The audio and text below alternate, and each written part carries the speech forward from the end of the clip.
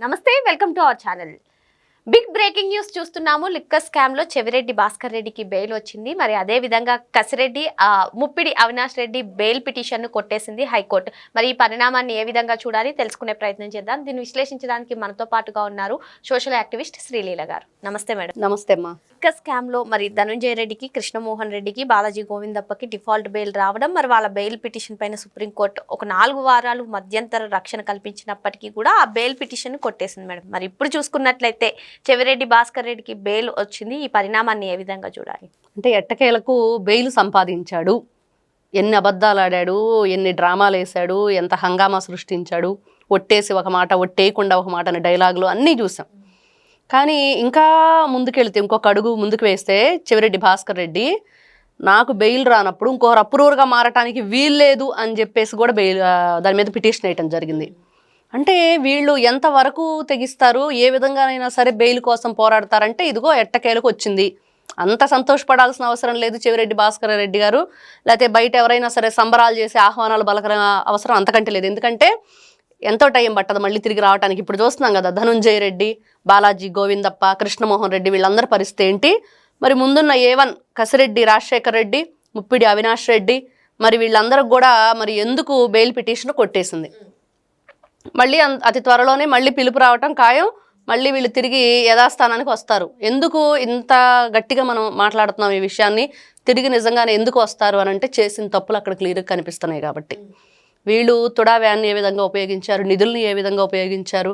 ఇటు చూస్తే ఈ మద్యం కుంభకోణం ఎలక్షన్ టైంలో అక్కడ గరికపాడు దగ్గర మరి 8 లక్షల రూపాయలు దొరికితే ప్రద్యుమ్న అని ఒంగోలుకు చెందిన వ్యక్తి చేత ఇతను మరి ముందు క్లెయిమ్ చేయించకుండా 11 నెలల తర్వాత క్లెయిమ్ చేయించడం, అది బయటపడటం, ఆ డబ్బు ఎవరిది అన్న కోణంలో విచారించినప్పుడు చెవిరెడ్డి భాస్కర్ రెడ్డి దగ్గరకు ఆ విచారణ రావటం.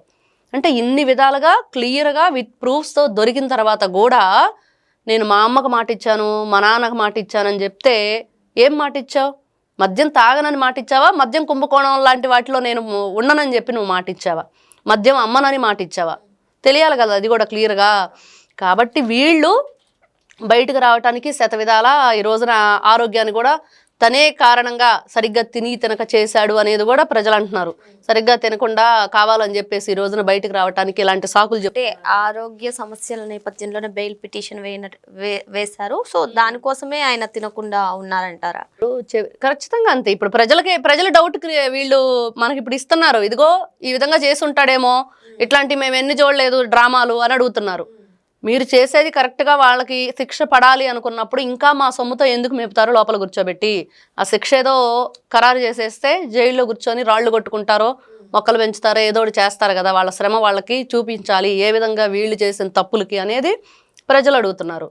కానీ ఆయన ఆరోగ్యపరంగా నాకు బాగాలేదు, చాలా ఇబ్బందిగా ఉంది, నేను మంతెన సత్యనారాయణ ఆశ్రమానికి వెళ్తానని కూడా ఆయన చెప్పారు. గతంలో మంతెన సత్యనారాయణ అడిగాడు, నెల్లూరు జైలు అడిగాడు, ఆ తర్వాత గోవిందమాల వేసుకుంటానని చెప్పేసి స్వామివారి మీద కూడా ఈయన మాట్లాడాడు. ఈ విధంగా రకరకాల ప్రయత్నాలు చేసి బెయిల్ తిరస్కరించడం జరిగింది. ఈ రోజున బెయిల్ వచ్చినంత మాత్రాన మళ్ళీ ప్రెస్ మీట్లు పెట్టేసి ఆహా ఓహో అని చెప్పేసి మేము చాలా మంచి వాళ్ళం, కడిగిన ముత్యంలో బయటకు వచ్చామని.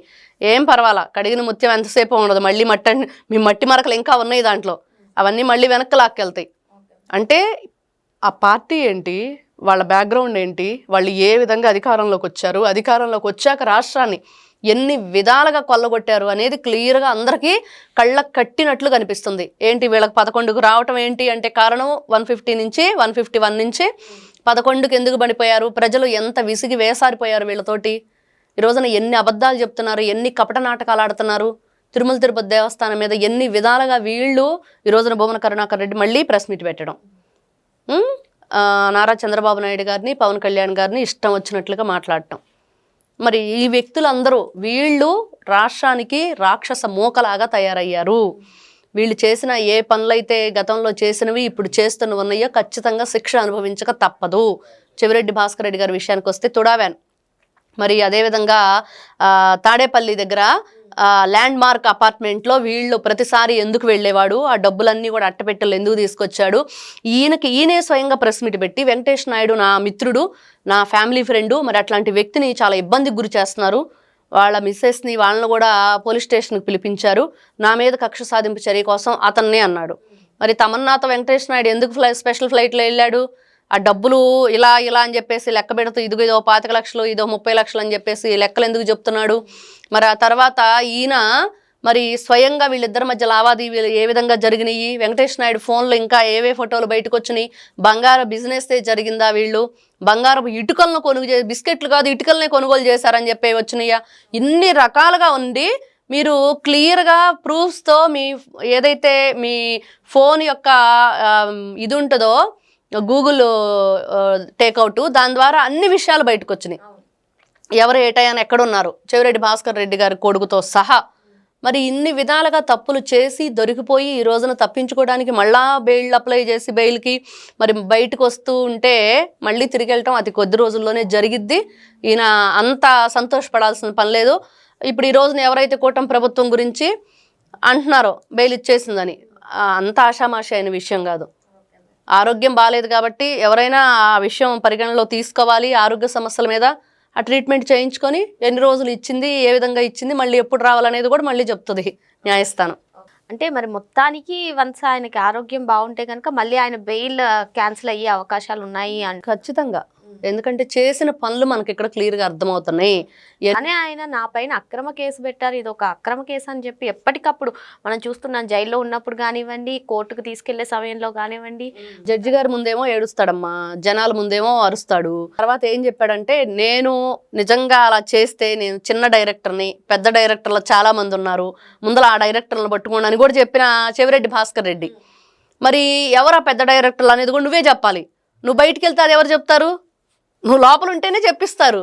కాబట్టి ఇలాంటివన్నీ కూడా ఆయన ఆవేశంతో మాట్లాడాడో ఆలోచన లేకుండా మాట్లాడాడో తెలియదు, కానీ మొత్తానికి కొన్ని విషయాలు అయితే ఈయన చెప్పాడు. మరి తర్వాత హ్యాపీ బర్త్డే జగన్మోహన్ రెడ్డి అని చెప్పి అరుస్తూ, మరి పోలీసుల నుంచి బయటికి ఏదైతే ఆ మీడియాకి ఆ బయట జనాలకు దగ్గరగా వచ్చినప్పుడు విపరీతమైన అరుపులు, కేకలు, నన్ను అన్యాయంగా అక్రమంగా అరెస్ట్ చేశారని, లోపల జడ్జి గారి దగ్గరికి వెళ్ళినప్పుడేమో చాలా వినయతోటి విధేయతతోటి నేను అలాంటి వాడిని కాదు, నేను చాలా మంచివాడిని అని చెప్పి చెప్పటం. అంటే వైఎస్ఆర్సీపీ పార్టీ వాళ్ళందరూ కూడా ద్వంద్వ వైఖరి, ఈ విధంగా ఒక రకమైన ఈ అపరిచిత ధోరణిలో ఉన్నారు అనేది క్లియర్గా అర్థమవుతుంది. కాబట్టి ఖచ్చితంగా ఇలాంటి వ్యక్తుల్ని నమ్మకూడదు. నిజంగా ఆ పెద్ద డైరెక్టర్లు ఎవరు అది కూడా చెప్పాలి కదా. నువ్వు ఆ రోజున ఎలక్షన్ టైంలో దొరికిన డబ్బులు నీకు ఎక్కడవి, తోడా నిధులు ఏం చేశావు, ఆ వ్యానుని ఏ విధంగా ఉపయోగించావు, అట్టపెట్టెలో డబ్బులు వెంకటేష్ నాయుడు ఎందుకు లెక్క పెట్టాడు, ఎక్కడికి పంపించారు, అవన్నీ కూడా ఈయనే చెప్పాలి.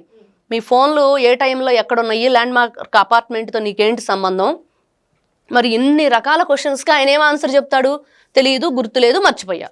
ఇది వాళ్ళకి వెన్నతో పెట్టిన విద్య తప్పులు చేయటం అయితే మధ్యలో కొంతమంది నేర్పించిన విద్య ఇదనమాట. తప్పులు చేసి దొరికిపోయినప్పుడు ఏ విధంగా తప్పించుకోవాలంటే సైలెంట్గా ఉండిపోవటం, ఆన్సర్ చేయకుండా నీళ్ళు నములుతూ కూర్చుండిపోవటం, లేదా తెలియదు, గుర్తులేదు, మర్చిపోయాలంటే మాటలు మాట్లాడటం.